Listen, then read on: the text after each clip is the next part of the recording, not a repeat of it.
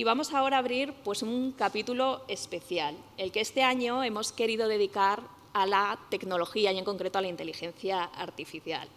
Pero no se me asusten, por favor, no nos vamos a poner técnicos, no son horas, es un poco pronto para ello. Lo que vamos a hacer es contarles una historia que estoy convencida que les va a enganchar. Porque si yo ahora les planteo, les pregunto, ¿les gustaría perder el miedo a integrar la inteligencia artificial en sus procesos de gestión? ¿Les gustaría pues, tener la garantía de que el algoritmo que selecciona personas o que asigna los itinerarios formativos o que predice incluso la fuga de talento en sus organizaciones, pues lo hace de manera eficiente y rápida, por supuesto, pero también de manera fiable y con la ética detrás, minimizando, por tanto, todo riesgo reputacional para sus organizaciones? ¿Qué me dirían? Yo creo que esto suena un poco mejor, ¿verdad?, que ponernos aquí a hablar de inteligencia artificial en general. Les vamos a presentar un proyecto pues que nos tiene a todos a los equipos de CVA y ORH pues francamente ilusionados, y es el proyecto IA más igual. Pero no voy a ser yo quien les hable de este proyecto, quiero que sean Maite Sainz, socia de ORH, y Marisa Cruzado, socia de CVA, que son las creadoras e impulsoras de este proyecto, quienes les hablen de él y den pues paso al siguiente bloque que vamos a tener. Marisa, Maite, os quito el doña para que no me riñáis. Todo vuestro. Muchas gracias.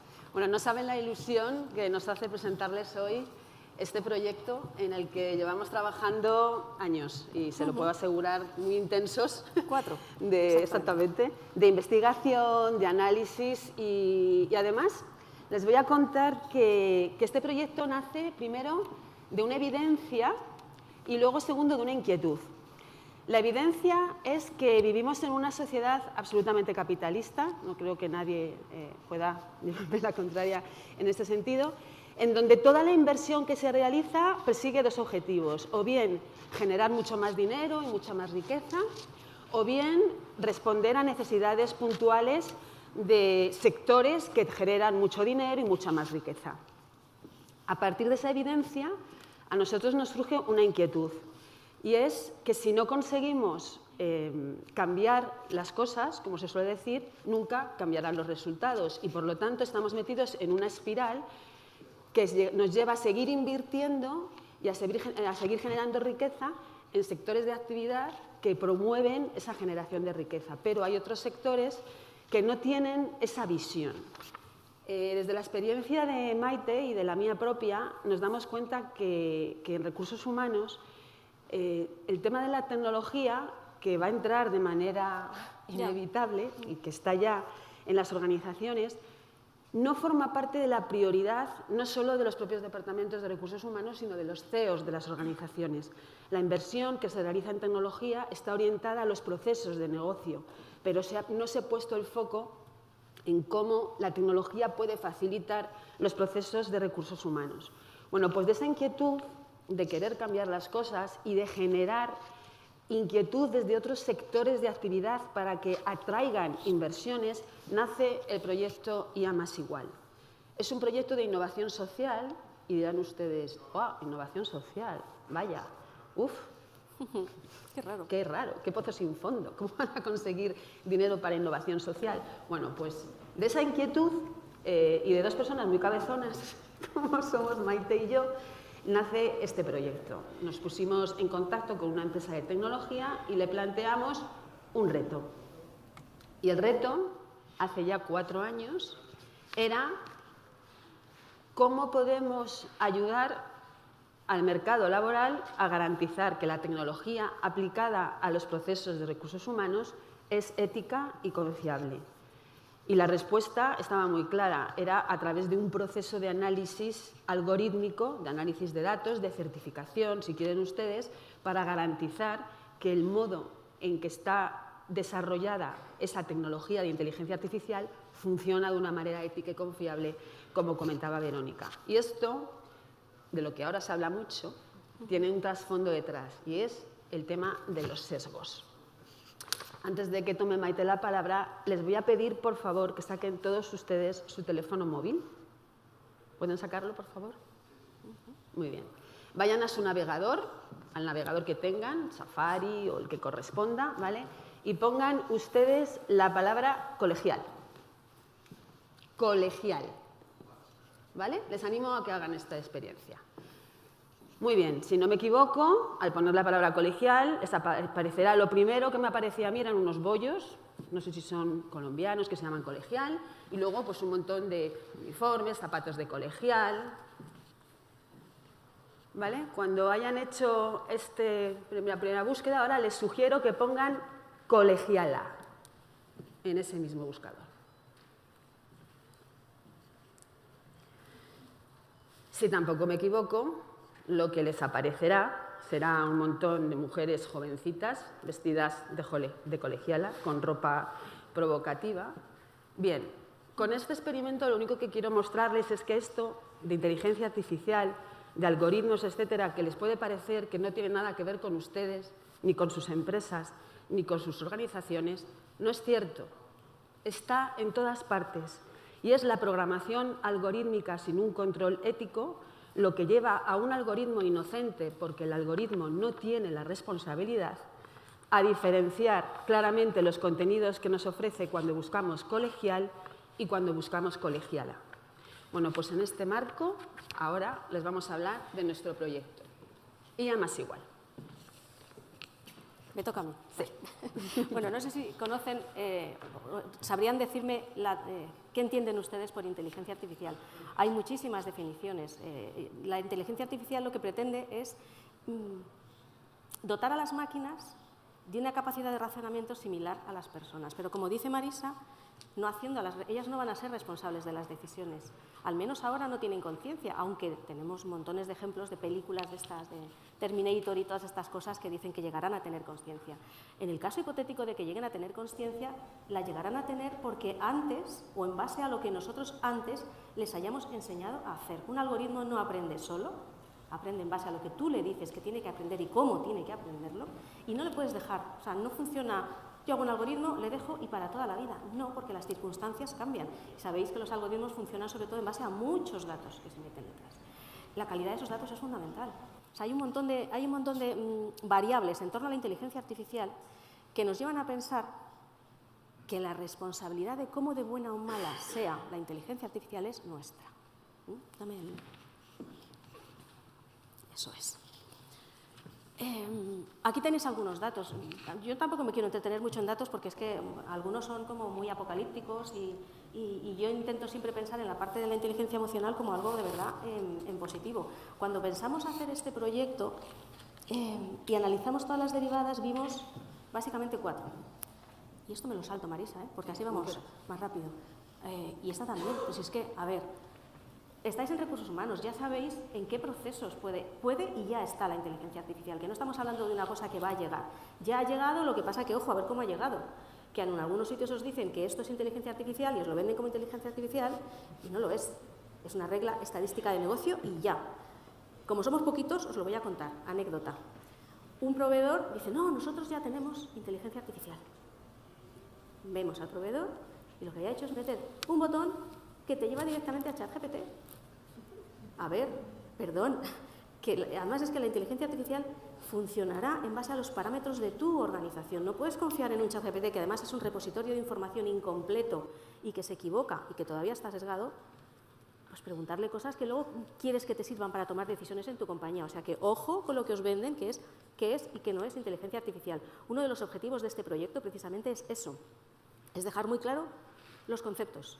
¿Qué es la inteligencia? ¿Qué no lo es? ¿Qué es Machine Learning? ¿Qué es Deep Learning? ¿Qué es las redes neuronales? ¿Qué es todas esas cosas que a nosotras que somos de letras, a mí me suena a chino, pero totalmente a chino? Bueno, pues las estoy entendiendo. Si las entiendo yo, muy fácil de entender, porque de verdad mi foco siempre han sido las humanidades. ¿De acuerdo? Aquí tenéis algunas de las prácticas que hemos ido recopilando de hasta qué o de qué manera la inteligencia artificial está llegando a los procesos de recursos humanos. Y es que hemos visto que se pueden aplicar en todos, evidentemente con más o menos desarrollo. Yo hace poco recibí una nota de prensa, y no voy a leer esto, que lo tenéis aquí, además si queréis luego lo podemos mandar, que decía, las personas o los empleados no quieren que les despida un algoritmo. Claro, pero si te preguntan, que era el objeto de la encuesta, le preguntaron a los trabajadores, ¿tú quieres que te despida un algoritmo? ¿Qué va a decir la gente? Pues que no, que quiere conocer las razones de por qué, ya está, pero fue un titular de prensa. No hay todavía un algoritmo que despida a nadie. De hecho, no es el algoritmo el que despide, no es el que toma la decisión. La decisión última siempre va a ser de la organización. El algoritmo te puede decir, pues en base a estos parámetros, el que se queda fuera es este, pero por estos parámetros, además te lo explica, pero no te dará el 100% de la argumentación. Entonces, yo también soy Marisa igual, somos muy batalladoras en cuanto a toda la información negativa que los grandes medios de comunicación están vertiendo sobre algo que ya ha llegado, que es pura oportunidad de negocio, que no va a ir para atrás. Siempre pongo el mismo ejemplo. La experiencia del empleado puede estar más de moda o menos de moda. Puede ir por aquí o puede ir por allá. La tecnología no se va a parar, porque es dinero, es economía, es que es lo de siempre. Y esto ha llegado no ya para quedarse, sino para acompañarnos sine die, mis nietos, mis bisnietos, etc. Los procesos los tenéis aquí, desde salud laboral, compensación, beneficios, aprendizaje y desarrollo, procesos administrativos de control de presencia ya basados también en IA, en reconocimiento facial, todas estas cosas. No es ciencia ficción, se está empezando a aplicar, pero, hay un pero muy grande, y es el del entorno legislativo. Como sabéis, ahora ya, pues, la Unión Europea está queriendo legislar en esto, España también, Estados Unidos hace nada también lo han dicho, yo te pasé ayer un informe de la estrategia de IA del Ayuntamiento de Nueva York, o sea, todos estamos ahí porque no hay un entorno de certidumbre de vosotros mismos para decir, vale, de acuerdo, compro inteligencia artificial, porque hay un riesgo legal muy grande y también hay un riesgo reputacional en términos de sesgos. Si estáis invirtiendo todo lo que estáis invirtiendo en sostenibilidad, en diversidad, en informes, en reportes de información no financiera para que se vea lo que estáis invirtiendo en distintos colectivos, no se puede meter la pata en esto porque es que se os cae encima la del pulpo. Entonces, este proyecto va de todas esas patas. Va de analizar la parte legislativa, va de analizar la parte reputacional, la parte de sesgos, la parte de comunicación. Otro ejemplo que me ponía un director de recursos humanos. Pues que me interesa, es que yo sé que tengo que trabajar en esto, pero ¿cómo contrarresto la información negativa de los medios ante mis empleados? ¿Cómo puedo comunicar que lo quiero hacer bien? Que esto no es para despedir, que esto no es para que tu trabajo cambie y tú tengas que cambiar entero. No, yo te voy a dar formación, o sea, yo lo quiero hacer bien. Pero ¿cómo contrarresto todo esto? Las empresas tenéis un gran reto de comunicación interna. Los medios sabemos por dónde van. Vosotros tenéis un gran reto porque además, lo sabéis, la ciudadanía confía muchísimo más en vosotros como empresas que en la propia administración. Y eso es así, o sea, tenéis una gran responsabilidad. Por lo tanto, pues los riesgos, en este caso, en el ámbito de la inteligencia artificial aplicada a vuestros procesos de gestión de talento, están en los sesgos. Sesgos de todo tipo. IA más igual no es un proyecto solo enfocado a los sesgos de diversidad, de género, que pudiera parecer lo más llamativo. Sí, lo es, pero también en términos de edad, por ejemplo, en términos de identificación de género, procedencia racial, todo es susceptible de tener sesgos que además son inconscientes, como el ejemplo que os ha puesto Marisa. Pero si es que eso lleva toda la vida ahí, claro, si eso lo trasladamos al algoritmo, pues seguirá siendo así la respuesta del algoritmo y perpetuará unos sesgos que no sabemos cuándo surgieron. Entonces, nosotros lo que queremos precisamente es esto, concentrarnos en los sesgos para intentar que los algoritmos sean programados y revisados constantemente para no caer en sesgos. Porque esto, de verdad, es la puerta a un mercado laboral mucho más equitativo, igualitario y con acceso a las oportunidades para todos. Y esto llegará a la administración también, seguro, antes o después, porque es una herramienta de eficiencia. Marisa, ¿sigues tú con esto? Sí, porque de hecho el objetivo de IA más igual es un proyecto pionero que presentamos a una línea de subvenciones que lanzó la Comunidad de Madrid a través de su ámbito de innovación social y está financiado por los fondos Next Generation. Es decir, no les estamos pidiendo de ninguna manera que nos compren la idea porque hemos obtenido la financiación de Europa a través de estos fondos. Y lo que vamos a hacer es, en los próximos 2 años, llevar a cabo una experiencia empírica de análisis de algoritmos aplicados a inteligencia artificial en procesos de recursos humanos para detectar los sesgos inconscientes que están en esas herramientas, analizar qué efectos están teniendo en su funcionamiento y promover un modelo de certificación y auditoría que presentaremos posteriormente para la creación de un sello de calidad algorítmica para la Comunidad de Madrid. Y este objetivo último, que será un libro blanco de recomendaciones, tiene el objetivo también, a su vez, de ser trasladado a las instancias del Gobierno de España y también de la Unión Europea para los modelos de certificación que ya se están poniendo en marcha. Hasta donde sabemos, no hay ningún proyecto como este, que sea empírico y de análisis de algoritmos. Se está desarrollando, hay un proyecto con fondos también europeos que están pilotando desde Holanda y Alemania para el desarrollo de un modelo de certificación, pero nosotros ese modelo ya lo tenemos. O sea, lo que tenemos es la herramienta y lo que vamos a empezar es a certificar para testar realmente cómo funciona y obtener esos resultados, como les digo. Para ello hemos creado un potente consejo asesor multidisciplinar, porque en materia de sesgos el problema que tenemos, y es una de las primeras cosas que te reconocen los técnicos, es que hemos dejado el desarrollo de esta tecnología en manos de informáticos, arquitectos de ingeniería, etcétera, ¿no? Estas personas nos van a desarrollar unas tecnologías perfectas desde el punto de vista técnico, pero no tienen en cuenta en absoluto la vertiente ética de lo que están desarrollando. Para ellos no es una preocupación y ahí está en parte la raíz del problema. La segunda raíz del problema es que cuando se pide información para alimentar esos métodos de funcionamiento algorítmico, se consulta con los CEOs de las organizaciones o con las direcciones generales para planificar las estrategias y tampoco están teniendo en cuenta el componente ético. Por eso, en nuestro consejo asesor tenemos humanistas, tenemos expertos en el mercado laboral, tenemos expertos en normativa, tenemos expertas en sesgo también. Es un consejo de 8 personas que van a trabajar en directo con los desarrolladores en cómo se está aplicando el modelo algorítmico. Y entendemos que los resultados nos empezarán a dar pistas de qué es lo que estamos haciendo mal. Nuestro partner tecnológico, que es IN2, que no están hoy acompañándonos aquí, siempre nos ponen un ejemplo que es muy ilustrativo. Y es que un bisturí en manos de un cirujano nos puede salvar una vida, pero en manos de un asesino puede cegarla. La tecnología, el bisturí, es exactamente el mismo, pero es el uso que se hace de esa tecnología lo que lo convierte en una herramienta a favor de las personas o en contra. Con este proyecto lo que estamos trabajando es para que ese miedo, ese temor al uso de la tecnología, cómo vamos a aplicar IAs y esos futuros apocalípticos que nos están plasmando, ver cómo podemos tener herramientas que nos ayuden a generar otro tipo de uso de esta tecnología. Y ahí es muy importante el componente social y la inquietud de los departamentos de recursos humanos, que se preocupen no solo por adquirir tecnología, sino por entenderla, como decía Maite, comprender su uso, tener unas mínimas formaciones sobre qué es lo que están comprando para saber preguntar al proveedor las cuestiones concretas para garantizar que lo que están comprando para su organización no solo es rápido, efectivo, sino que también es ético y no les va a generar un problema de reputación, que al final es de lo que estamos hablando. Nosotros, esta es la clave del proyecto. Cuando lo presentamos a Innovación Social, lo hemos basado efectivamente en las inquietudes que hay en la Administración por cómo van a aplicar ellos esta tecnología para todos sus recursos. Lo obvio, y que todos ustedes seguro conocen, son las pulseras para identificar a los maltratadores, por ejemplo. Eso es tecnología. Pero detrás de los temas sociales hay un montón de aplicaciones posibles en temas de inmigración, en temas de vulnerabilidad, incluso en la adjudicación de las subvenciones y de las ayudas.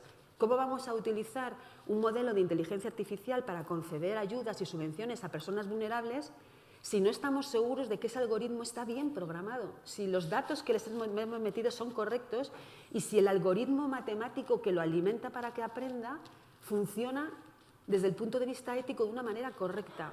Nosotros ya hemos encontrado, por ejemplo, que el algoritmo que estaban utilizando para conceder las ayudas energéticas a familias estaba mal programado. Tenía un sesgo y no se estaban concediendo las ayudas a las familias que realmente lo necesitan, ¿no? O, por ejemplo, ¿qué pasa en el ámbito sanitario, ¿no? Una experiencia de inteligencia artificial aplicada a salud reveló lo siguiente. Cuando la herramienta lo que ayudaba era hacer un diagnóstico de las patologías habituales para generar las recetas y ayudar a los médicos en tomas de decisiones rápidas para poder descolapsar las clínicas, ¿no? Bueno, pues lo que ocurrió es que alguien de repente un día pues dijo, voy a ver cómo está funcionando esto que estamos aplicando a sanidad. Entonces se puso a mirar y dijo, anda, ¿cómo es posible que más del 95% de las mujeres mayores de 40 años que vienen a consulta médica se vayan con la receta de un ansiolítico? Pues bien, lo que pasaba era que tradicionalmente los médicos, cuando una mujer llega a consulta, una mujer de 40 años y plantea, pues mira, pues me siento cansada, es que no llego a todo, rápidamente le dicen, menopáusica, tómate un ansiolítico, un antidepresivo, esto para dormir, ¿vale? Cuando llega un hombre de la misma edad, con los mismos síntomas, no puedo descansar, estoy estresado, el médico, ¿qué hace? Pues de manera natural le dice, pues vas a ser estrés, vamos a hacerte una analítica, vamos a hacerte a ver el corazón, te vamos a hacer un chequeo, no te vaya a dar un infarto. No le receta un ansiolítico, a la mujer sí. Cuando tú esos datos los metes en una programación algorítmica y no estás teniendo en cuenta ese sesgo que de manera natural los médicos tienen en consulta, el algoritmo lo aprende y decide que a cualquier mujer que vaya mayor de una edad y con unos síntomas muy concretos, lo que le pasa es que está histérica y lo que necesita es un ansiolítico. Eso es un sesgo en un algoritmo. Trasládenlo ahora a cualquiera de sus procesos internos. Piensen en transparencia retributiva, que va a ser obligatoria dentro de nada, 2 años. Dentro de nada. Piensen en temas de ERES. ¿Cómo gestionan ustedes los ERES internamente? Piensen carrera profesional, itinerarios formativos, selección, experiencia empleado, como decía. Piensen en todos esos procesos y ahora imagínense un algoritmo que no funciona como debe. Este es el consejo asesor que nosotros tenemos formados. Ahora vamos a tener la suerte de compartir una conversación con 2 de estos miembros, con Javier Moscoso, que es historiador e investigador en el CSIC, y con José Luis Fernández, que ha desarrollado toda su vida laboral en USO, en Unión Sindical Obrera, y también es miembro de nuestro consejo asesor porque él dirige el área de estudios laborales de USO y, por lo tanto, está al día de todo lo que está pasando en el mercado laboral, ¿no? Pues el tema del empleo de los jóvenes, los mayores, etcétera. Y, por lo tanto, su visión en nuestro consejo es muy interesante. Contamos, además, con una persona que trabaja en el Centro de Supercomputación Nacional en Barcelona, que es Nathalie Buslon, que ella es psicóloga, pero trabaja con programadores precisamente en cuestiones éticas. Tenemos a José Fernández, que es José Domínguez, perdón, que es un abogado, que es experto en temas de protección de datos. Tenemos a 2 personas de la Carlos III, Jesús Mercader y Ana Belén Muñoz, que son investigadores también en la materia, a Yolanda Gutiérrez, que no sé si la conocerán, es una consultora en recursos humanos que además es matemática de formación. Tenemos a Ambrosio Nguema, que trabaja en la Universidad de Valencia y es un friki, es nuestro friki particular, la persona que desarrolla bots y de inteligencia artificial y por lo tanto nos aporta la visión de esa generación más joven de personas que ya están viviendo con la inteligencia artificial en su día a día y luego pues están Yolanda, que no se me olvide, Olga Herrero, que es nuestra experta en formación, porque parte del proyecto, como dice Maite, importante es toda la parte de formación que vamos a desarrollar de manera gratuita para directores de recursos humanos y también para programadores.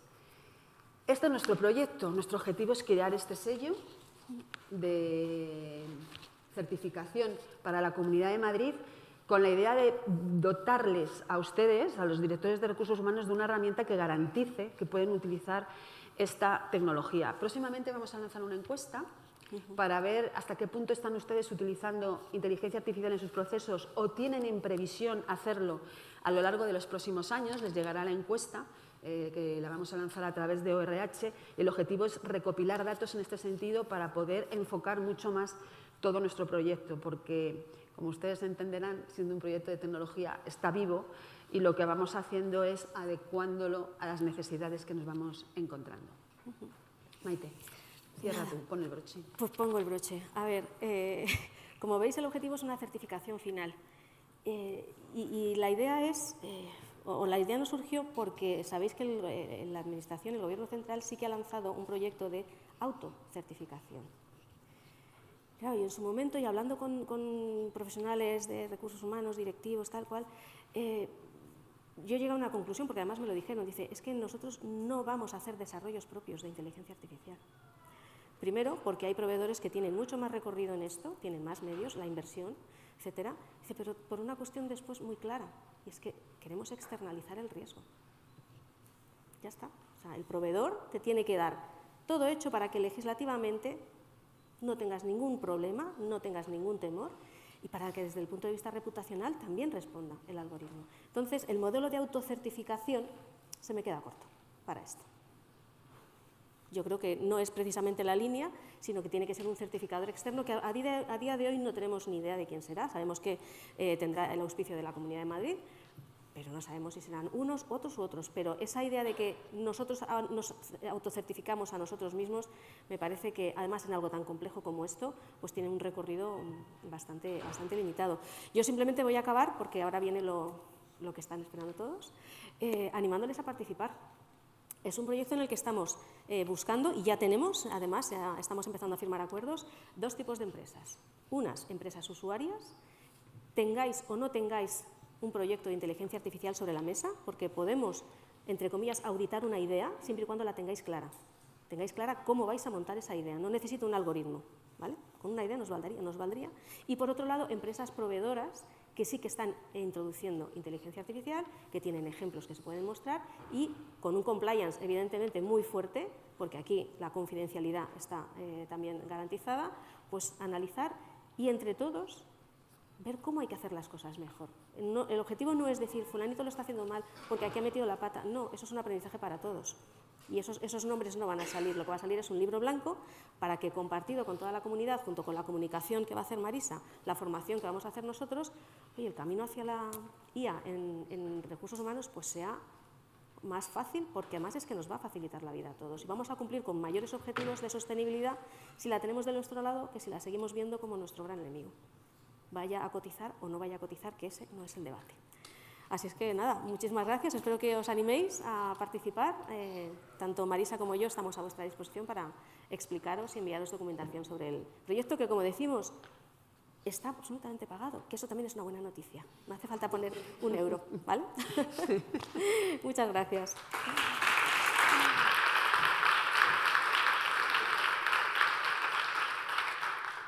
Bien, pues vamos a, justo antes de ir a la mesa, les voy a hacer un pequeño cierre de reflexión, pero les voy a pedir tanto a Javier como a José Luis que me acompañen, ¿vale? Sentaros por aquí, os han dejado 2 sillas en primer plano, como veis, para que os sentéis, y yo me voy a ir para el atril. Y os vamos a poner un vídeo, nada, son 2 minutos, un poco de tinte apocalíptico para que ya os vayáis asustados del todo.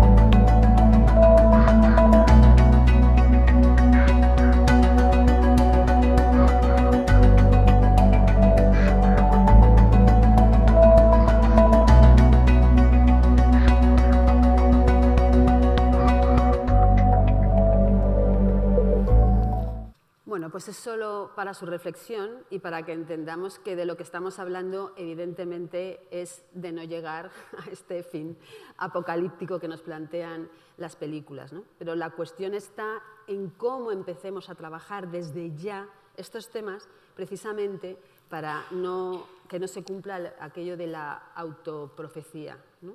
Entonces, empecemos a poner recursos. Bueno, pues como les decía, y para que nos tranquilicen muchísimo, tenemos aquí a estos 2 expertos, Javier Moscoso y José Luis Fernández, Y yo para empezar, porque esta mesa la centrábamos en el debate de poner a la persona en el centro del algoritmo, que yo creo que es la clave, es decir, empezar a reclamar con una visión de asuntos sociales y una visión de mercado laboral tecnología aplicada a estos procesos, ¿no? Será la manera de garantizar que va a funcionar como debe. Entonces voy a empezar por qué pensáis vosotros, o qué es para vosotros, o qué significa poner a la persona en el centro del algoritmo. Quiero que me contestéis los dos, que habéis estado ya en reuniones de IA más igual. Pues nada, encantado, Marisa, de estar con vosotros. Bueno, fijaros, esto de poner a la persona en el centro de algo, en este caso del algoritmo, nosotros, digo, en la organización en la que estoy, la Unión Sindical Obrera, que nos consideramos un sindicato con un alto perfil humanista, es poner a la persona en el centro de toda actividad, en el fondo, ¿no? Es decir, cuando hablamos de la persona y de los derechos, hablamos que los derechos son de las personas, sin distinción, ¿no? Es decir, una persona es tanto un hombre como una mujer, como un joven, como una persona de mayor edad. Es decir, al final los derechos son de las personas. Y nosotros lo que intentamos es que las personas puedan, de alguna manera, ejercitar plenamente los derechos que tienen por ser persona. Qué cosa tan simple y qué cosa tan complicada a veces, ¿no?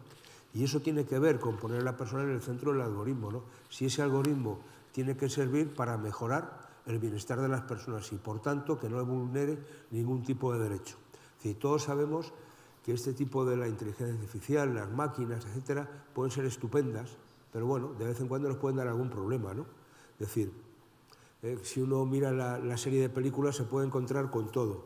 Yo siempre recuerdo una, cuando yo era más jovencito, ¿no? De las primeras de ciencia ficción, que era la de 2001, Odisea del espacio, donde había una gran máquina que controlaba todo, que su nombre era HAL, H-A-L. Ustedes piensen que son las siglas de una gran multinacional de la informática. Vamos, la letra que está delante de las que realmente tiene en la actualidad. Es decir, ya esa película premonizaba, ¿no?, lo que podía ser este tipo de situaciones. O la película de Blade Runner, si los replicantes tienen unos sentimientos y esas lágrimas que pueden salir. Hombre, a mí me parece que lo importante es que ninguna persona tenga que llorar porque no sé si una máquina le va a despedir o no, pero desde luego porque ha habido una máquina que ha sido programada con un determinado sesgo que se le ha aplicado a esa persona. Y el problema que tenemos nosotros, y con esto ya acabo porque yo tiendo a enrollarme bastante, es que los sesgos han existido toda la vida, y se pueden llevar. Pongo el mismo ejemplo de siempre. Nosotros conseguimos, mediante una sentencia judicial, que entrase la primera mujer a trabajar en una fábrica de una industria química en Santander, en Cantabria. ¿Por qué? Porque se presentaban los procesos selectivos de selección del personal, pasaban todas las pruebas, cuando llegaban a la última prueba, que era una entrevista personal, las tiraban. Y no entraba ninguna mujer.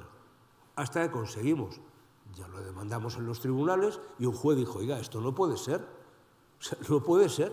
Y conseguimos que entrase la primera mujer a entrar en la fábrica. Había mujeres en el ámbito de la administración, en el ámbito de los servicios, etc. Pero en la parte de producción no existía ninguna. Oiga, es que los sesgos a veces son inconscientes, pero a veces son muy conscientes, ¿no? Y por tanto, si me preocupa que no haya sesgos inconscientes, me preocuparía más de que se introduzca un sesgo de manera consciente. Y luego, si queréis, entramos en algún dato, ¿no? Pero el tema de género, mujer, hombre, edad, discapacidad, de dónde vienes, a qué te dedicas, es decir, ¿estás en edad fértil o no estáis en edad fértil las mujeres? Este tipo de situaciones que se pueden entrenar a una máquina para que las detecte son muy preocupantes, ¿no? Y luego hablamos, no sé si entraremos después, pero entre el derecho a la información y el derecho a la negociación, que son dos derechos distintos, obviamente. Sí, Javier.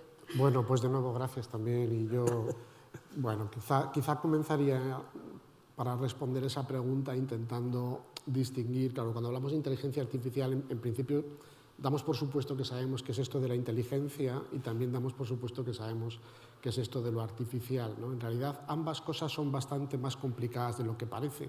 Hay cosas que son en principio construidas por los seres humanos que sin embargo consideramos naturales, como algunos elementos atómicos incluso, o de la tabla de los elementos que tienen que ser fabricados y sin embargo los consideramos naturales.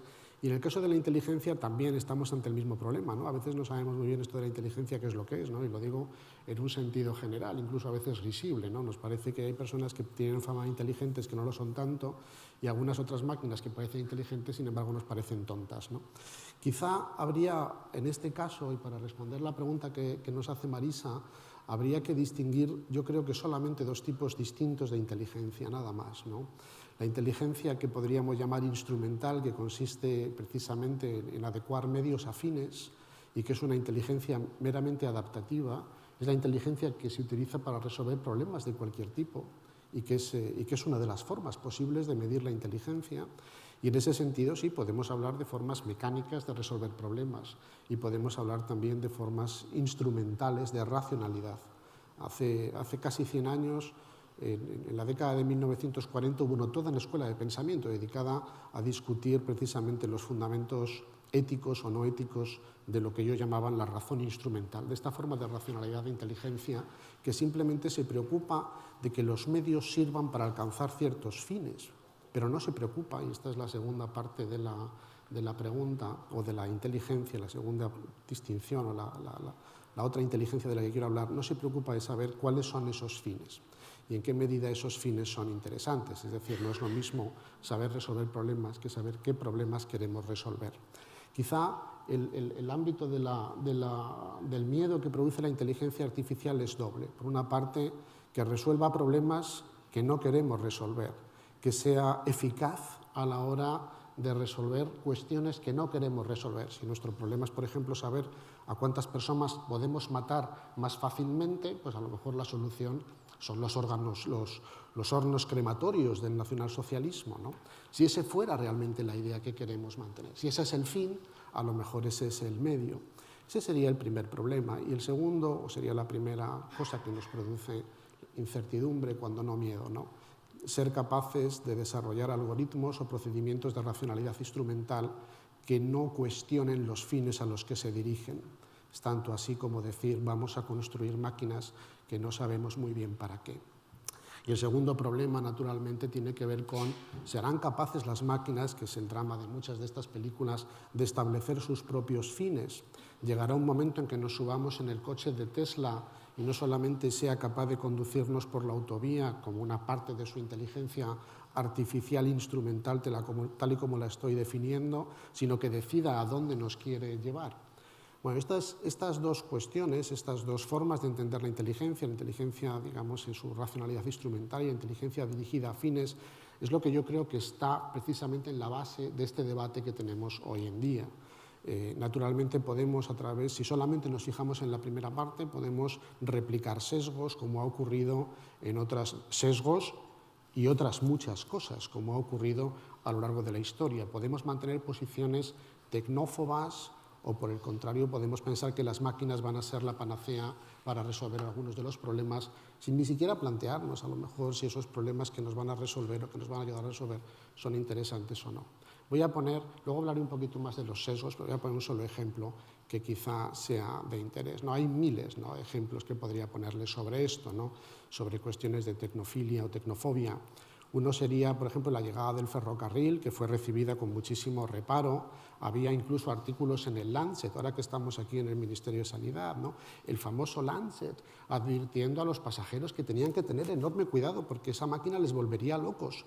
Había que fijar la vista en el horizonte. Además, era una máquina que la describió sola como la bestia humana, porque al contrario que otras formas de viajar, el tren no se acomoda al paisaje, sino que lo destruye. Por eso hay que construir túneles y puentes, ¿no? Muchísima literatura sobre esto, ¿no?, sobre ahora cosas que nos parecen risibles, como estos artículos de Lancet, y que tienen que ver un poco con este miedo infundado de ¿a dónde nos va a llevar el ferrocarril? Bueno, pues depende de dónde uno se encuentre y depende también de cuál sea el fin del ferrocarril. En Estados Unidos, por ejemplo, la historia de ese país sería imposible sin el ferrocarril, ¿no? El otro ejemplo que quizás les sorprenda es la llamada máquina filantrópica, que este es uno de los inventos más famosos de la historia de la humanidad, aunque nunca fue conocida con ese nombre, ¿no? Pero se llamaba así, la máquina filantrópica, y consistía precisamente en una hoja que cortaba la cabeza a los guillotinados, que es el nombre que se le ha dado a la máquina, o que se le dio a la máquina por el inventor, precisamente para evitar los sesgos. Era la máquina más igualitaria, era la máquina que no dependía de la habilidad del ejecutor, era la máquina que igualaba a ricos y pobres, era la máquina filantrópica, era el gran invento de la humanidad. El problema es que esta máquina, gran invento de la humanidad, la guillotina de 1792, bueno, no solamente acabó con la vida de muchas personas, sino que quizá era discutible también en sus fines, ¿no? Yo creo que colocar a la persona en el centro consiste precisamente en resolver estas dos dificultades. La primera, tener claro cuáles son los fines que buscamos, y la segunda, saber si el uso de nuestra razón instrumental se adecúa o no a esos fines que perseguimos. Bueno, esto es una muestra de lo que les garantizo, son unas reuniones del Consejo Asesor con unos debates que, bueno, o sea, salimos de allí con la cabeza que nos explota. Pero que entiendan lo profundo que es el análisis que tenemos que hacer para de verdad llegar al desarrollo de este proyecto. En fin, la disrupción actual no es más que parte de un patrón histórico que se hace más complejo a medida que el ser humano también se hace más complejo, ¿no? Y hace más complejo su propio entorno. Se suele decir que es un error tomar decisiones del futuro basadas en premisas del pasado, pero sinceramente, ¿podemos entender dónde estamos sin saber cómo hemos llegado hasta aquí? Javier, desde una perspectiva histórica y también filosófica, ¿podemos encontrar razones para mitigar nuestros miedos? Bueno, yo creo que sí, ¿no? Quizá ya he puesto algunos ejemplos de tecnofibias y tecnofobias, pero me gustaría plantear o responder esta pregunta con algo que está sobre la mesa también, ¿no? Que es el gran problema daría la impresión de que la inteligencia artificial se va a utilizar sobre todo en el ámbito empresarial porque supone una respuesta objetiva a problemas de, por ejemplo, selección de personal o problemas relacionados con recursos humanos, como sucede en el caso de la guillotina, como sucede en el caso de otro tipo de instrumentos que utilizamos, la fotografía, por ejemplo, pues daría la impresión de que con esa forma objetiva de proceder evitaríamos los sesgos. Aquí la palabra clave es objetividad y hay toda una historia de la objetividad y de las formas de entender la objetividad de las que solamente voy a dar 3 retazos. La primera forma de entender la objetividad es la objetividad como desinterés. Es lo que en general nos ocurre cuando vamos a un juicio. Pensamos que el juez no tiene ningún interés en ninguna de las partes del caso.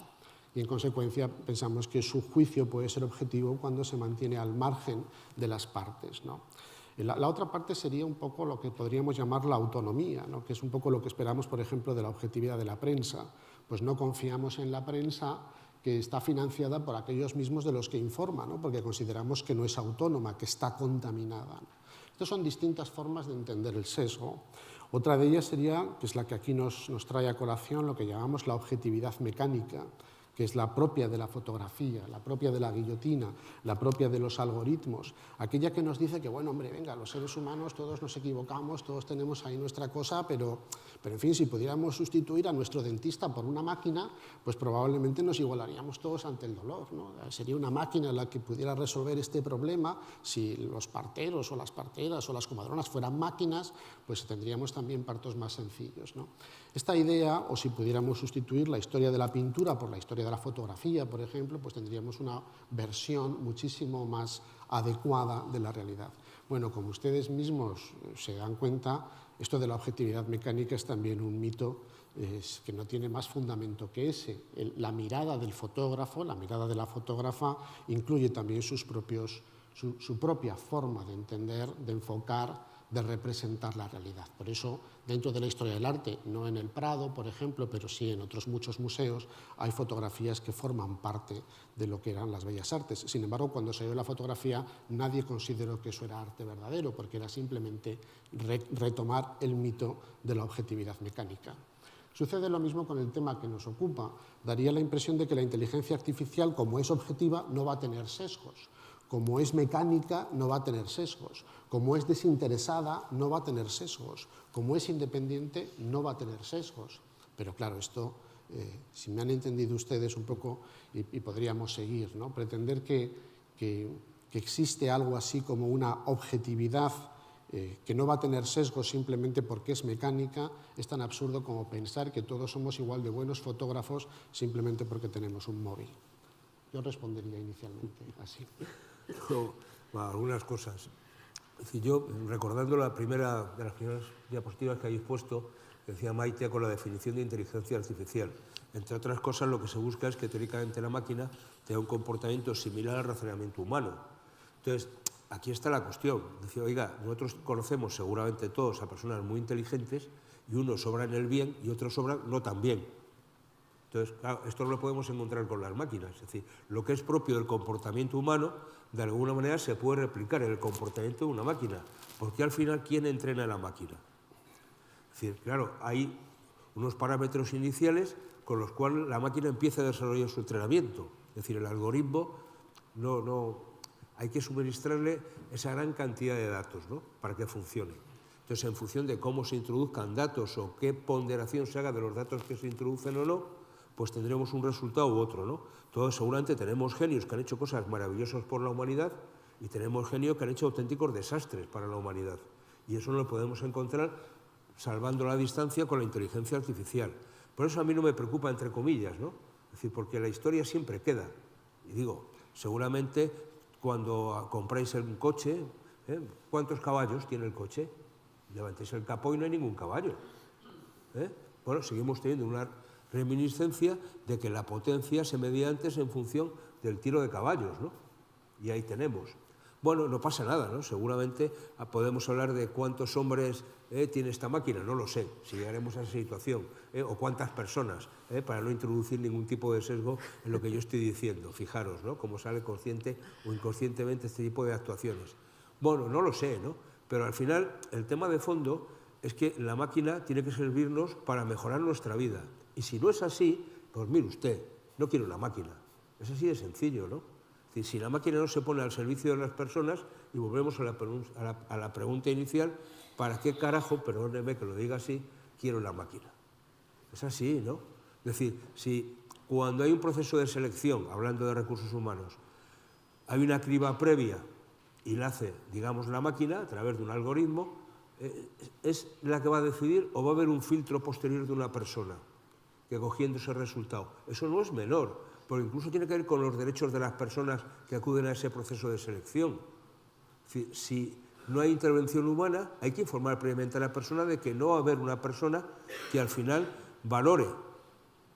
Si no es así, si hay una intervención después de una persona que coge los resultados y los acaba de procesar, yo ni por qué informar. La cosa es compleja, pero eso es lo que está diciendo nuestra legislación ahora mismo, con todas las lagunas que tenemos, ¿no? Entonces, yo creo que estas cuestiones habrá que ver. Yo soy optimista, ¿no?, porque creo que el progreso, no se puede ir contra el progreso, ¿no? Entonces, yo creo que estas cosas van así. ¿Que hay gente que lo puede utilizar más? Seguramente, ¿no? Bueno, podemos hablar de este ejemplo tan traído, es decir, cuando hablamos de la energía atómica, ¿no? Pues, hombre, una bomba atómica puede destruir una población, de hecho la destruyó, ¿no? Un reactor nuclear puede mantener una ciudad funcionando, seguramente, porque produce energía y a precios relativamente razonables. Alguien puede decir, oiga, pero es que eso tiene unos efectos secundarios y por tanto ahora apostamos por otro tipo de energía que ya no es esta. Bueno, la vida cambia, ¿no? Es decir, en función de cómo se usen las cosas, oiga, cuando yo me hago una resonancia magnética en un hospital, estoy utilizando una tecnología que tiene que ver con este tipo de actuaciones, ¿no? Bueno, seguramente, decir, todo tiene que ver con cómo actuamos, cómo ponemos la máquina en definitiva, cómo ponemos el instrumento al servicio de, o simplemente hay una persona malvada que gestiona una máquina para hacernos daño. Esto es como muy de película, ¿no? De mala persona, pero ojo, que puede pasarnos en un momento determinado, ¿no? Entonces, yo no creo en la maldad de las personas, pienso a priori que la gente es buena, porque si no, bueno, no, sería tremendo, ¿no? Es decir, tener siempre esa espada de Damocles de quién me va a traicionar, ¿no? Pero a mí me parece que el tema de fondo es, oiga, vamos a formarnos y vamos a formar a la gente, primero, para entender esos procesos, para poder analizarlos. Seguramente todos los que ya tenemos alguna edad, bueno, hemos mantenido un trato en los ámbitos de los recursos humanos, del personal, cuando hemos negociado este tipo de actuaciones más directas, sin tener en cuenta todas estas situaciones que vienen ahora, y hay que saber que a un algoritmo se le puede de alguna manera introducir un sesgo en su origen. Lo tenemos que saber, que eso puede ser. Y hay que ver qué relación hay entre los datos de entrada y los datos de salida, si hay una correlación o no. Hombre, si yo le meto un sesgo, voy a hacer una tontería, perdóname, vamos a priorizar en la selección al cuñado del jefe, para entendernos, y al final no vale tanto las cuestiones inherentes al puesto de trabajo, sino lo que predomina es el cuñado del jefe, pues hombre, eso no está funcionando bien.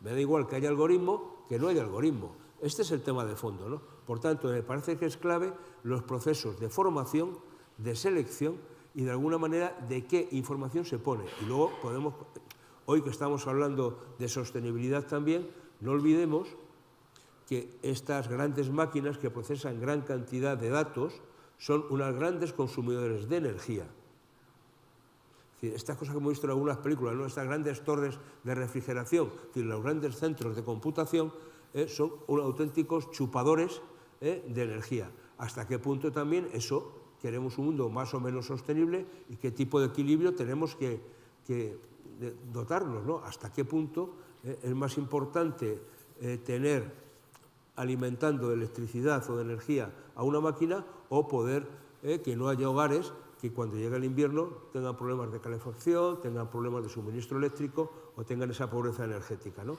¿Dónde está el dilema? Volvemos a lo de siempre, primero las personas. Vamos a la parte laboral ahora, por dos cosas. La primera, porque no sé si saben ustedes que próximamente se aprobará un nuevo, no sé si es un real decreto, es una nueva norma por la que los comités de empresa tendrán que aprobar el uso de la inteligencia artificial aplicada a los procesos de recursos humanos, ¿vale? Es una norma que está en vía de ser aprobada y se aprobará próximamente. Por lo tanto, la opinión de los representantes de los trabajadores será clara en ese uso. Y luego porque hay como dos grandes visiones de la implantación de la tecnología que son radicalmente opuestas, ¿no? Una, en donde la tecnología es lo que hemos visto aquí, ¿no? Que acaba destruyendo al ser humano y se quedan con el control del planeta, y otro, todo lo contrario, en donde nos dan un soporte vital, donde las empresas de alguna manera cotizan por nosotros, de manera que las personas podemos dedicarnos a disfrutar de la calidad de vida, y porque serán las máquinas las que harán el trabajo, etcétera, ¿no? Estas son dos ideas, dos planteamientos absolutamente contrarios. Y sobre esto os quiero preguntar, porque la idea de una inteligencia artificial trabajadora, cotizante, sobrevuela, como os comento, como una profecía que va a arrasar el mundo del trabajo tal y como lo conocemos. Ciertamente va a transformar la relación hombre-máquina y las competencias profesionales también, pero ya son numerosos los frentes en los que se está trabajando una posible regulación legislativa, ¿no? Que ponga estos límites y establezca los cómo. Como comentaba Maite, han empezado por la autocertificación y seguirán avanzando, ¿no? ¿Cómo ha de evolucionar la dialéctica sindical para defender los derechos laborales en un marco que supera con creces la lucha de clases y que va a ser muy exigente para el trabajador en términos, por ejemplo, de aprendizaje, de adaptación, de colaboración? Pues mira, simplificando mucho las cosas, diría que con mucho cuidado. Es decir, que este tipo de cosas hay que tenerlas con cierta tranquilidad. Es decir, yo creo que estamos ante una situación todavía que falta bastante por regularse. Es decir, los grandes países donde esto se está desarrollando más de la inteligencia artificial seguramente se desarrolla más donde menos regulación hay. Pensando en China, por ejemplo, donde la inteligencia artificial se pone en manos o al servicio del Estado. Un Estado que no es precisamente un paradigma de ser un Estado liberal, ni de ser un Estado especialmente democrático. Todos sabemos quién gobierna en China, ¿no? Y que, por tanto, hay un gran partido que controla absolutamente todo. Y que, al final, los sujetos que viven allí son, una vez más, son instrumentos y son, entre comillas, conejillos de indias que se quieren hacer con ellos. Tenemos Europa, donde somos más reguladores, especialmente porque tenemos algo que es importante, ¿no? Es decir, que son los derechos, y que en Europa es especialmente, yo diría, preocupada por este tipo de regulación. Lo que pasa es que Europa tiene, no sé si un problema o una virtud, es que es más lenta que el caballo del malo, o sea, es muy lenta en tomar decisiones, es muy lenta en que se lleguen a acuerdos.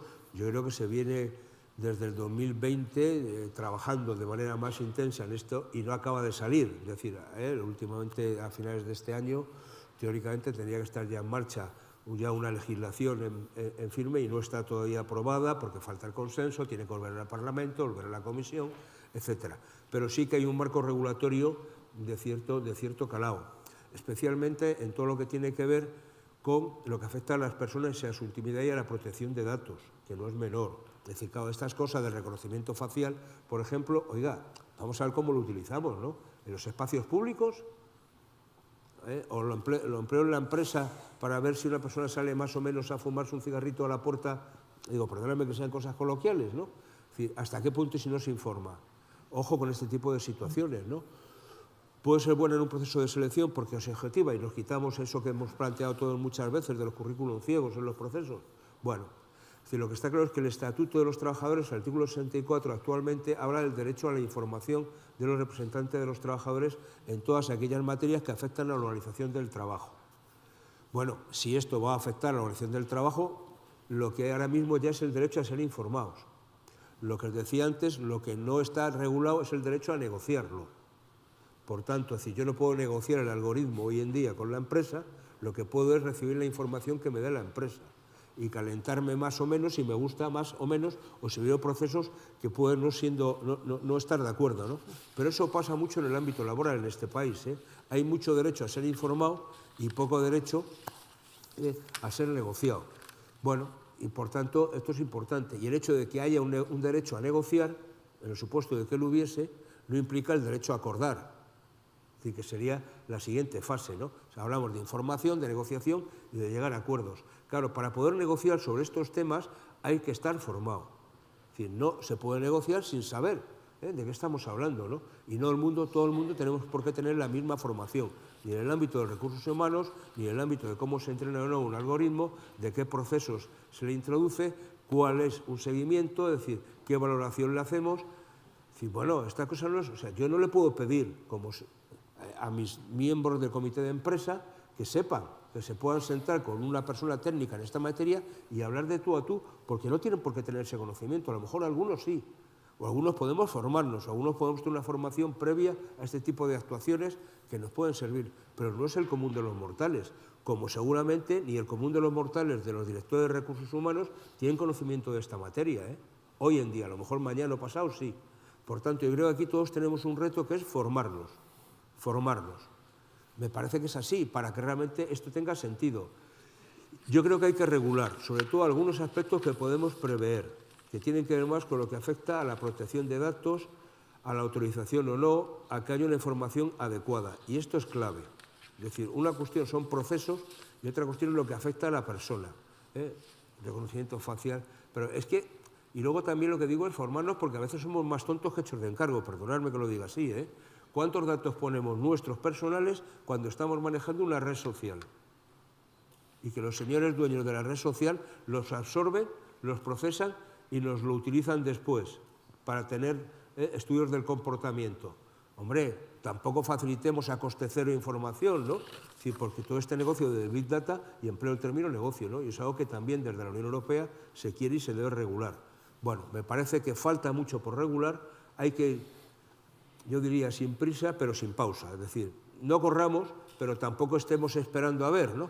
Y me parece que el que hagan proyectos como este, donde en base a un hecho empírico podamos sacar conclusiones que sirvan para adecuar un poco la realidad de la inteligencia artificial realmente a la utilidad de las empresas y de los trabajadores, que ese es mi lado y es el que yo defiendo, pues hombre, me parece que serán siempre bienvenidas.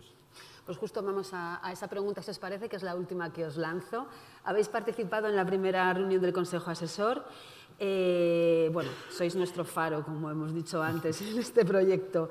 Primero, que nos expliquéis qué os ha llevado a comprometeros con él y ayudadme a venderlo a los asistentes. ¿Cómo les convenceríais para sumarse a nuestro proyecto? Bueno, pues muy brevemente. Yo, además, un poco retomando también tu última intervención, José Luis, yo creo que tenemos, o quizá lo que se nos intenta vender es el miedo que nos puede producir que haya máquinas que piensen como los seres humanos. Quizá todavía peor, y esto es una experiencia que todos tenemos, y quizá da más miedo los seres humanos que piensan como máquinas, ¿no? Yo creo que este proyecto va precisamente en esta dirección, en intentar hacernos conscientes de nuestra propia humanidad, del sentido de responsabilidad que tenemos a la hora de que nada puede darse por supuesto, y mucho menos aún lo que tiene que ver con el uso de instrumentos que involucren recursos humanos. Es verdad que la mayor parte o buena parte de los peligros en el ámbito legislativo, o incluso en el ámbito penal, tienen que ver con las propias deficiencias o con los propios huecos por donde se cuela el delito. Y en eso la inteligencia artificial no ayuda, pero tampoco incomoda. Simplemente se sirve de otros medios para producir los mismos efectos sea en difamación, sea discriminación, sea lo que fuera, ¿no? Hay que tener una vigilancia activa y esa vigilancia activa depende precisamente, yo creo, que de esto, ¿no? De hacernos conscientes de que debemos estar, como decía al principio, pues a mi juicio, atentos a los fines que elegimos y también a los medios que utilizamos para alcanzar esos fines. El medio, en todo caso, nunca es el fin. Esto es lo que a mí me ha llamado la atención de vuestro proyecto y por lo que estoy aquí. Gracias. No, me parece que es un proyecto apasionante, primero porque es algo novedoso, algo que necesario desde el punto de vista de que es algo actual y que viene a toda velocidad, y luego desde el punto de vista personal, pues a mí me ha servido también, como hacía ilusión, por aquello de recordar viejos temas de conocimiento de cuando uno era un joven universitario, ¿no? Que me dedicaba yo a estas cosas de la ciencia y la física y la programación y todo este tipo de historias, ¿no? Entonces dices, bueno, algo que tenía un poco olvidado después de muchos años dedicándome más a cuestiones de carácter sociolaboral, dices, bueno, pues mira, mezclar las dos cosas, la formación inicial que tenía y que tenía un poco abandonada porque te dedicas a otras cosas, ¿no? Pues bueno, siempre me ha hecho ilusión, y luego tener un grupo de gente muy multidisciplinar, es decir, gente muy variada, que yo creo que aporta y enriquece, ¿no? Seguramente, si a la máquina la entrenamos con todo el saber que tenemos, ese consejo asesor, va a salir una máquina estupenda. Muy bien. Pues muchísimas gracias, Javier Moscoso, José Luis Fernández, de verdad, por vuestro apoyo al proyecto, vuestra participación, vuestro tiempo y por vuestro conocimiento, sobre todo. Como han visto, es absolutamente inmenso. Yo, solo para terminar y ceder el paso a Verónica, que va a seguir ya con la entrega de premios, recordarles que la inteligencia artificial no es tan inteligente como nos creemos, pero las personas sí. Así que hagamos lo posible para hacer de ella el mejor uso posible. Muchas gracias.